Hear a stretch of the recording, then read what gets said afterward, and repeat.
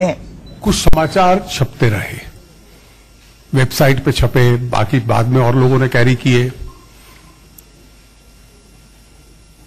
मैंने उनका निजी तौर पे अध्ययन किया है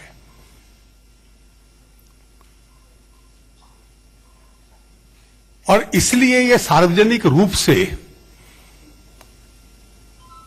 इसका विश्लेषण करना और देश के सामने रखना बहुत आवश्यक है। ये वो व्यक्ति हैं जिन्होंने शायद अपने जीवन में कभी कोई व्यावसायिक काम नहीं किया, लेकिन एक अच्छा जीवन जीना, विदेशों में पढ़ना, देश में छुट्टियां मनाना,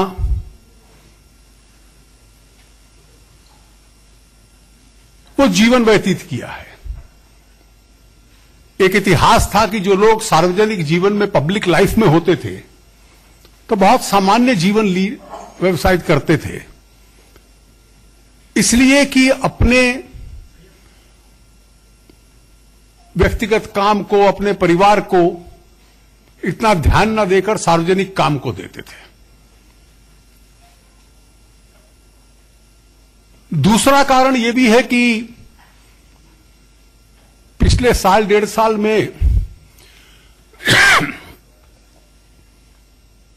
एक रोल मॉडल बनके बेबुनियाद और झूठे आरोप किसी पे भी लगा दीजिए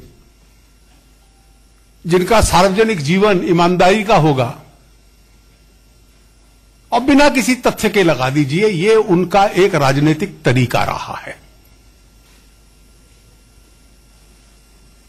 एक पुरानी कहावत है कि people in glass houses don't throw stones.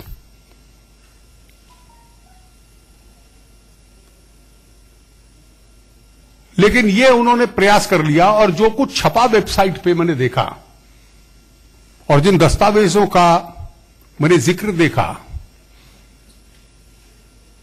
वो स्पष्ट था।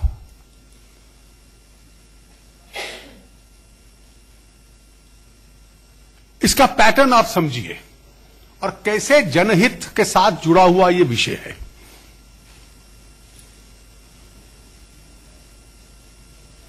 इंदिरा जी ने एक फार्म हाउस बनाया था जिसकी कीमत 9 लाख रुपए दिखलाते हैं आज भी। बाद में राजीव जी को मिला, उसके बाद दोनों बहन भाई को मिला। अब उसका क्या करें? मैं एक शब्द इस्तेमाल कर रहा हूं जो इस परिवार के लिए एक स्थायी आदत बन गई है, और मैं चुनौती देता हूं कि इसको गलत साबित किया जाए,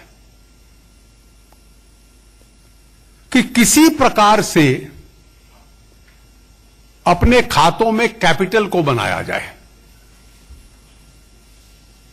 कैपिटल क्रिएशन स्कीम। वो कैपिटल कैसे बनता है? कागज के ऊपर एक किराएदारी दिखला दो। जिस किसी को आप जब सरकार में थे 4 और 14 के बीच में, सरकार से काम होगा या जो फंसा होगा वो आपके पास आएगा, उसको किराए पे दे दो। वो केवल किराया ही नहीं देगा, उसका कोई दिल्ली में बिजनेस नहीं है, दिल्ली में उसका कोई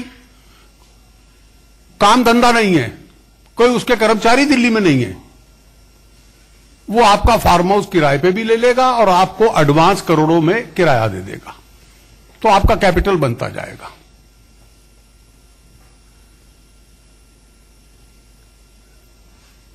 केवल यही नहीं, जो कर्मचारी वहां काम करते हैं, रसोई से लेकर, गार्डनिंग से लेकर सिक्योरिटी तक, उनका वेतन भी किराएदारी देने लग पड़ेगा। वो कभी आके दिल्ली रहा नहीं। तो एक sham make believe tenancy create करो। यह हुआ 4 और 14 के बीच में। पहले एक किराएदार था, फिर दूसरा आया, और जब ये कैपिटल बन गया तो फिर ऐसे रियल एस्टेट डीलर के पास जाओ जो भी स्वयं की तकलीफ में हो। मैं नाम अभी कुछ मिनटों में बताता हूं दोनों के। वो आपसे समझौता करेगा, एग्रीमेंट टू सेल, कि मेरे से ये कमर्शियल प्रॉपर्टी या रेजिडेंशियल, ये कमर्शियल स्पेस ले लो, आपसे समझौता करता है। आप उसको एक किस्त दे देते हो, और वो समझौता क्या है वो भी मैं समझा देता हूं।